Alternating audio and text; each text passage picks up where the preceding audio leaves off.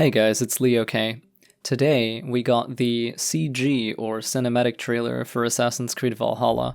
I am going to talk about it a little bit. This is not a reaction. This is just me bringing you some useful information that I think you should probably know about this game, just based on public materials that have been released, articles that have been written, and things that, the developers have said either in tandem with game publications or on Twitter or stuff like that.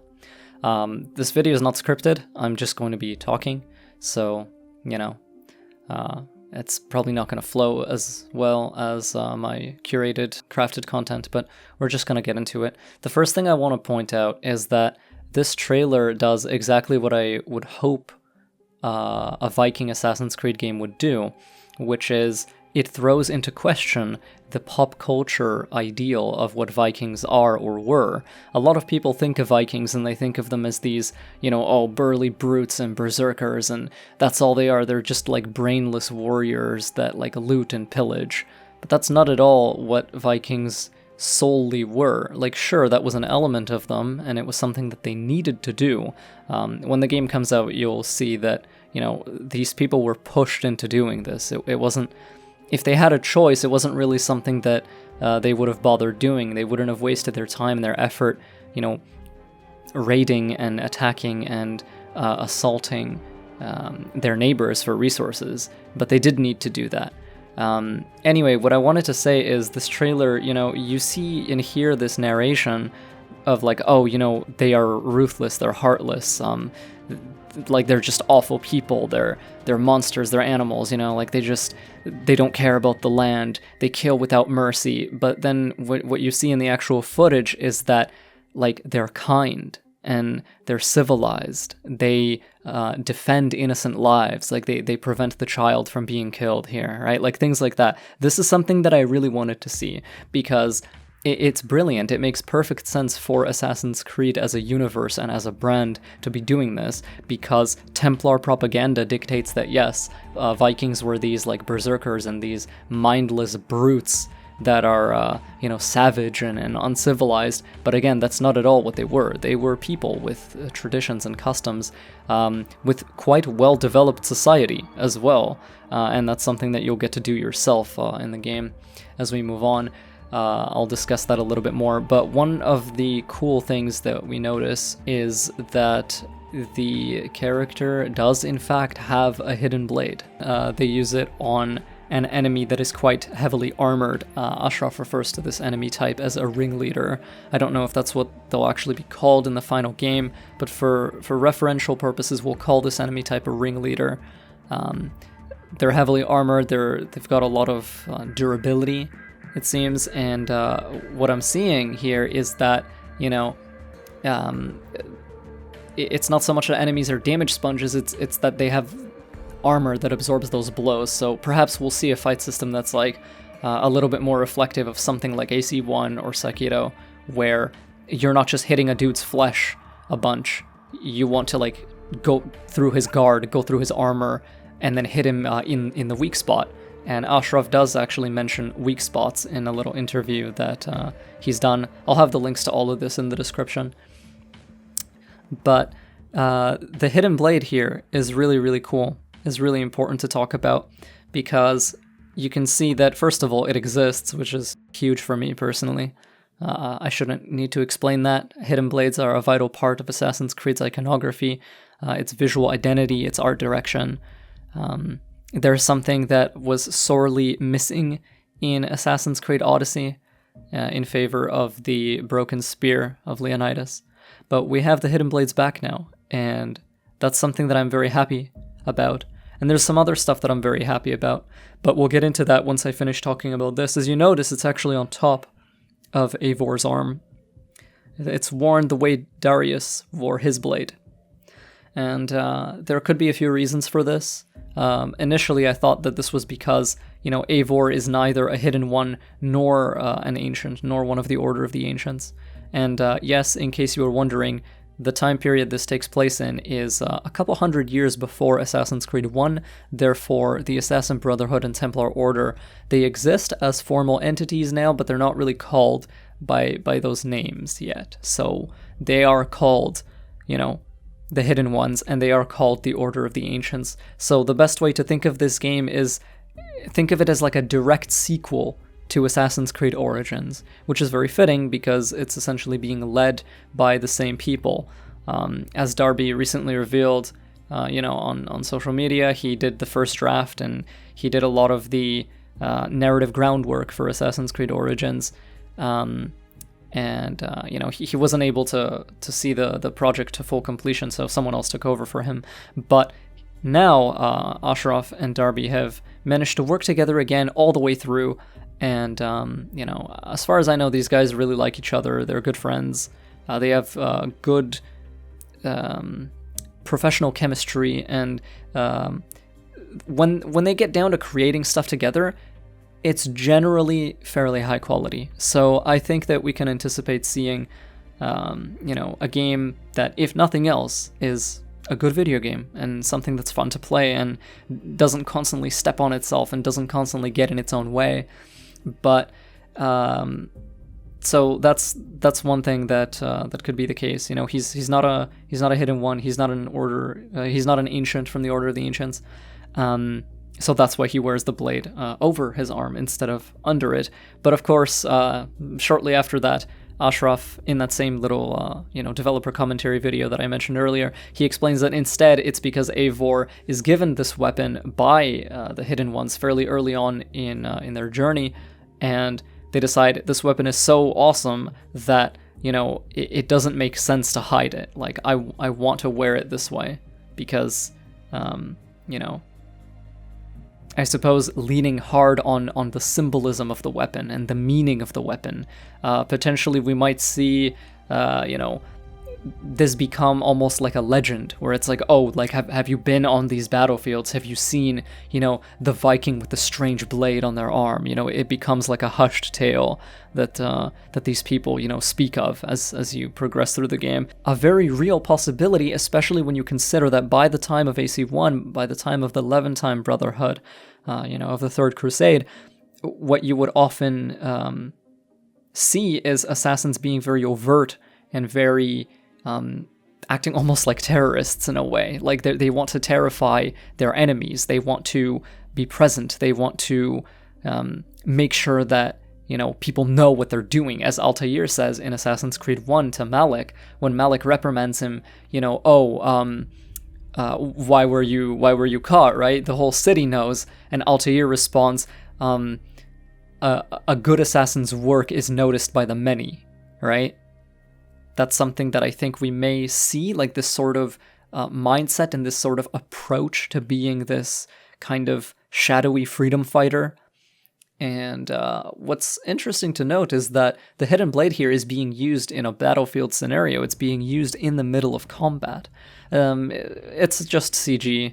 It's not really any kind of gameplay or whatever. But if we do, think about what that could mean, there is a non-0% chance that we can use the Hidden Blade in combat in some way, shape, or form, even if it just has to do with, specific abilities. Moving forward from that, we are going to talk a little bit about the character and, the confirmed gender choice that has returned for this game. So one thing I want to make very clear right off the bat is that the name Eivor is a Norse feminine name. It is the name of a woman. So you can choose to play Eivor, as a man or a woman, but since it's a feminine name, I'm going to go ahead and assume that the quote-unquote canon choice is female Eivor. As such, I will be playing as female Eivor in my content, because that's just what makes the most sense to me. If a character was named Emily, I wouldn't start using the male skin on Emily, you know what I mean? It would just be weird. And I feel the same way with regard to this game. But we'll find out what they say. We're going to be finding out a lot more stuff in a few days on May 7th. But there's some articles that we need to talk about really quickly. Kind of talk about the things that stuck out to me the most. So one of these articles is an interview with Ashraf, which is like more on the gameplay side, and one of them is an interview with Darby, which is more on the narrative side. And so one of the things that Ashraf says is, we mentioned we land in England, and it's about settling our people and building a thriving settlement. So the settlement is key to this experience. It's at the heart of the motivation and a very important part of the features of the game. Every building that you place has gameplay value. So your settlement is a huge thing. The way I envision it is kind of similar to the camp from Red Dead Redemption 2, where no matter what you do, you're always coming back here. And I think that, inevitably people will make comparisons to Monteriggioni from Assassin's Creed 2, but I think that's not necessarily the best example to point to, because you could theoretically play all of Assassin's Creed 2 and basically not give a damn about Monteriggioni at all. You could go through the game doing the bare minimum and basically never come back there. You return there in the story like once or twice, and that's about it. But the way they're making it sound with Assassin's Creed Valhalla is, much more like the camp from Red Dead Redemption 2, where you do return there quite a lot, and it's not just a narrative thing, it's a mechanical thing. Like you want to come back so that you can customize it, you want to come back so that you can extract resources from it, get power from it, empower yourself, upgrade your weapons, your armor, things of that nature. So I think that this is going to be something really interesting. I haven't really played an Assassin's Creed game that has done quite something like this before, and I remind you, I've played literally all of them except for Bloodlines. I'm sorry, Assassinus, I will play it, but yeah, that's something that I found really interesting. And moving on, they talk about the RPG mechanics, which are obviously a topic of a lot of controversy. Me personally, I think that Assassin's Creed doesn't need RPG elements to be successful and to be like a good game.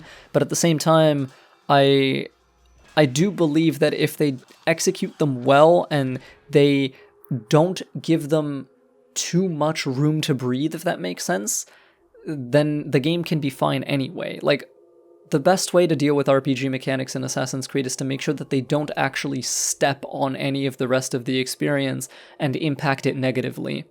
So for me, that will involve stuff like, don't level gate the player so hard, let me kill people if I sneak up behind them. And what seems to be the case is exactly that. So, in terms of RPG and player progression, we've wanted a fresh take on it. We wanted something that's more anchored in the world. So the way gear works is completely revamped. Every piece of gear you find is unique. What that says to me is that, it's not like Odyssey where different drops can have like different roles on them, and it's just randomly generated. I don't think that kind of like Diablo-style loot seems to be a thing of the past. At least I'm hoping so. Instead, every piece of gear is completely unique, and it has fixed elements and fixed attributes. And, as they say a bit later on, you can upgrade each piece of gear. If you wish to carry the same piece of gear to the end of the game, you can. Or if you want to collect everything, that's up to you. And I think that's really cool. In terms of abilities and skills, there's also been a revamping. Players have this skill graph that they sort of traverse through the journey of Eivor, picking up new skills, picking up a lot of playstyle elements to fine-tune the kind of Viking you are, whether it's a more incognito Viking or more get out there and throw your axes around. Right. So this is something we have to talk about. Social stealth has been confirmed by numerous sources. Ashraf talked about it to Joe Raptor, Axis the Animus has some writing on it. The details of how social stealth works in this game are as of yet unknown. We'll find out on May 7th, but social stealth is back. It is in the game. I don't need to tell you how much this means to me. It's very, very important. This is one of the most significant elements, that defines Assassin's Creed as a universe, and that defines Brotherhood Assassins and Hidden Ones as a faction. It's something that's huge for them. And I'm really happy that it's back. And the way this article is making it sound is that, social stealth has skills in your skill tree dedicated to it. So you can consciously choose to, move your character more toward being good at this particular thing, which is cool, I like that if they're going to do the RPG thing, at least do it in a way that lets me play how I want to play. And, before they they spoke as much with Odyssey, but it never really felt like that at the end of the day. Like it said, oh, you can play how you want, but really stealth, it was very difficult not to feel like it was shafted in that game. Quite hard as well. Whereas, sneaky play, both pacifist and, Reaper, like killer lethal stealth, both seem to be supported quite a lot more in Valhalla than they were in Odyssey, but we'll see how that turns out. What are the team's goals for combat? What are the sensations you're going for? He answers, the Viking Age was really brutal. We needed to deliver that. Some of the key terms we were using were visceral, crunchy, brutal, and weighty. So, they describe how many different weapons they have, and they describe dual wielding. You can dual wield any combination of weapons, so you can do axe and axe, axe and sword, sword and sword, and you can even dual wield 2 shields if you're crazy. So that's pretty interesting. And of course you can throw your weapons, you can throw your axes. So they mentioned that that's an ability that you can gain. They mentioned that enemy design and enemy variety is huge. And that's something I'll be looking forward to, because I found that Origins and Odyssey, they tried to lean harder on combat, but you can only lean on combat so hard if you have like 4 different types of enemies in the game. And the way I take this is not that, enemies will be super fantastical or whatever, because one thing that they constantly say throughout these articles is they keep using the word grounded over and over and over and over again. They're not like, oh, we're we want all these like fantasy elements in the game. No, when Darby talks about the game, when Ash talks about the game, they're always using the word grounded. We're making a grounded Viking fantasy. We want to make a grounded Assassin's Creed game. And I think that this is something people will really appreciate, if you were burned by Odyssey and its focus on more outlandish elements that never really felt like they belonged. I think that this game should be the answer to that, for me anyway. And one thing that is huge as well is, do the enemies have defined numerical levels? Does the player? And they say, as part of a fresh take on RPG elements and progression, I would say it's less about levels and it's more about the sense of power. Based on the skills you have, you gain power. That's how we look at that mechanism. It's really about your capacities and what you can do. Yes, there is a rating that's given, which encompasses at some point your gear as well, but it's really about the skills you've learned, what you can do, and that value is rated. So it's a sense of power rather than levels. So yeah, what this says to me is that it is much less about grinding and farming up your character's ability to deal damage to enemies, and much more about the more you play and the more progression you tap into, you will be rewarded with additional options and additional verbs and additional possibilities, instead of just pumping up and inflating numbers on the same 3 or 4 possibilities and they just stay the same for the whole game. I think that I prefer this a lot more. It's something I've been asking for a while, so let's hope that it is exactly what I think. And of course, Eivor does have a list of people to assassinate, and we've got a list of targets, so they're not talking about that because obviously it's super spoilery, but yes, there is a list of targets to kill. It's an Assassin's Creed game. It's the closest to AC1 we've ever been in time period.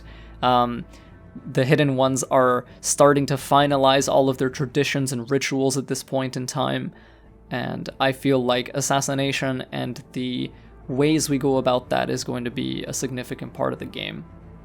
So, after this, I read an article that involved Darby, the narrative director and the lead writer of the game, and some things stated here really, really encouraged me, and I'm just going to go ahead and read them out loud all the way.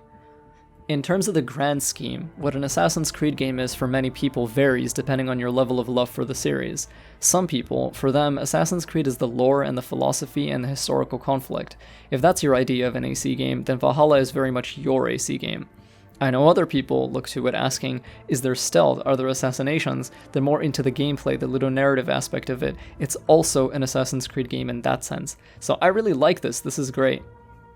We did a lot of thinking about how we can leverage all this Assassin's Creed lore to really do things that keep the games current and keep them within this new genus. Origins is like a new feeling for Assassin's Creed, but how do we make all those decisions actually fit the lore that's been established so that old-time fans aren't just satisfied, but impressed by the things we've done? I think we've managed it pretty well. I love to read this. This is exactly what I'm hoping for. That's what I want. Like, I want to be able to play this game and to experience it and to be like, I actually just love this. You know, as someone who's been playing since AC1, you know, since 2007, I want to be able to play this game and say, damn, that was a good Assassin's Creed game. And I think that, you know, what they're doing with it is, it's certainly a step in the right direction, you know, contrasted against what we had in Odyssey. You know, given that the game is quite RPG heavy, and given that Eivor is a character you can customize, what they said next also encouraged me quite a lot. We really wanted a coherent personality that people can say, that is definitely Eivor, that is something that Eivor would say. We don't want players to have multiple different types of Eivor. That was a creative decision we made, and it worked out really well. So the character is consistent, they have a set personality. You can think of them like a Geralt or an Aloy. The only thing that you really, you know, choose and define is their gender and, you know, their mechanical specifics. So like what skills, what gear, etc. But in terms of characterization, they should be a consistent, established personality, which I really appreciate. This is exactly what I wanted. You know, a lot of people meme and joke about like, oh, Assassin's Creed is going to put a character creator in the game, and that is frankly my worst nightmare. I never, ever, ever want to see that happen to Assassin's Creed. There are so many problems with that approach, and it seems that in this case, Darby and Ash really are with me on this, and they're like, no, we don't want that. We want a character that is a well-defined protagonist with, you know, a cohesive personality. And that's cool. I'm into that. We wanted to tell a story in which this Viking played a pivotal role in the evolution of these two groups in this millenniums-old war, despite whichever names they've happened to have. We wanted Eivor to have some effect on these groups. We don't want Eivor to casually be a bystander as this thing is going on. Every Assassin's Creed game should be about some kind of moment where you're supposed to be here. It's important to be here and witness this movement. We took that as our primary goal with respect to Assassins and Templars. So, nice. We continue Layla's story. We have a lot of interesting new approaches to the present-day story that we're excited for people to see. It's something I've wanted to see for many years, and we finally had the idea in a way that we could pull it off, which I won't get into.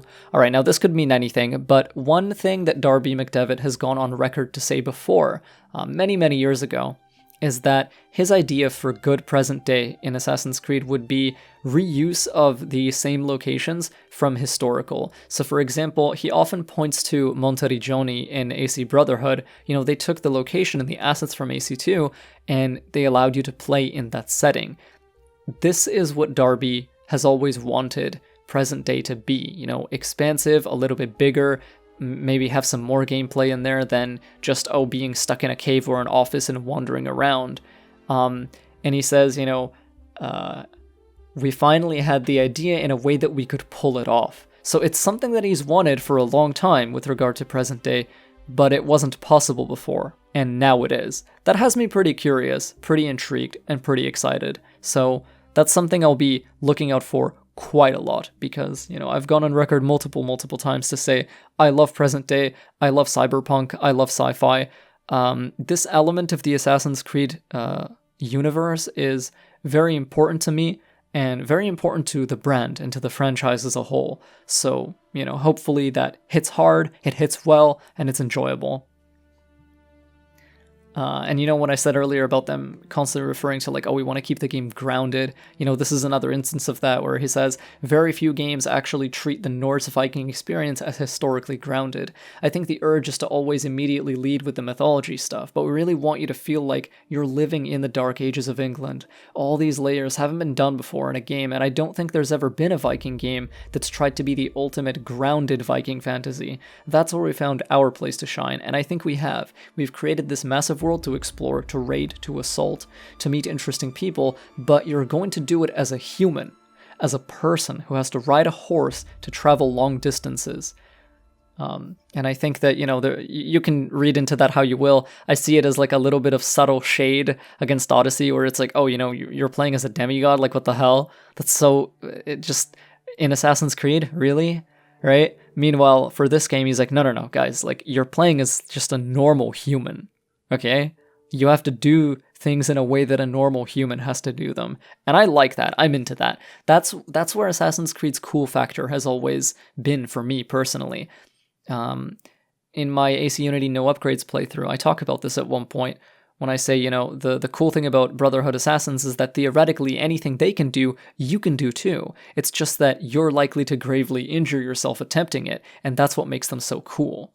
I prefer the more human, more grounded protagonists because they still have, first civilization DNA, which means that they're just slightly more than human. Almost imperceptibly so when they're done really well. Where, they're normal people for the most part, but they have that little edge. And that's really what puts them over the top and what, gives them that like edgy, cool factor. And the last thing he says is, because the structure of the narrative is different, it relied on structuring story experiences in a way I haven't seen in any game as far as I can think of. This will definitely be a unique story structure for Assassin's Creed fans, but I would even dare say it's quite unique for any game. I don't think people have experienced a story in quite this way, how we present it to you, how you consume it. It's very unique. So I have no idea what they could possibly mean by this. Maybe they might have more environmental storytelling, more in-world stuff. Who knows? It could be anything. We're just going to have to wait and see. But that's it for me this time. There's going to be links below. Hopefully you click on them, read them, watch them. There's a lot of information that I didn't talk about. I just wanted to kind of make this and get people started so that you can go out and you can look at stuff on your own. Thank you so much for listening. Hope you have a nice day, and I will see you guys again on May 7th.